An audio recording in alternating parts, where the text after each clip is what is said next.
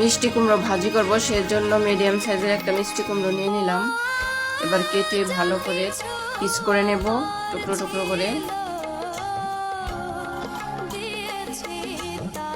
উপরের ছালটা ফেলে দেব।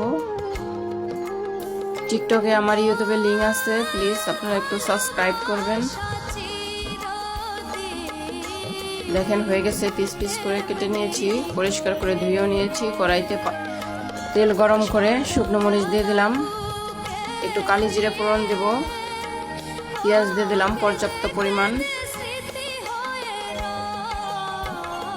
মিডিয়াম ভাজা হয়ে গেছে, এবার কুমড়োগুলো দিয়ে দিলাম, কাঁচামরিচ দিলাম কয়েকটা,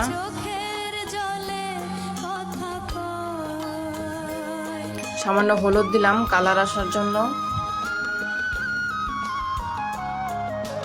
ঢেকে সিদ্ধ করব 5 মিনিট। নুন দিয়ে দিলাম।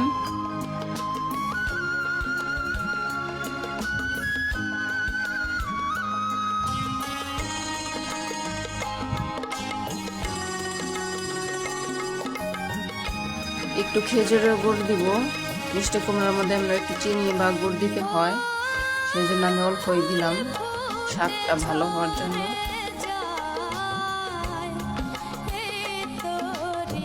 প্রায় সিদ্ধ হয়ে গেছে, আর একটু রান্না করব সামান্য পানি দিয়ে। একটু ঢেকে দিলাম। মোটামুটি হয়ে গেছে, দেখা যায়। বাস আরেকটা কড়াইতে ঢেলে নেব, হয়ে গেছে রান্না।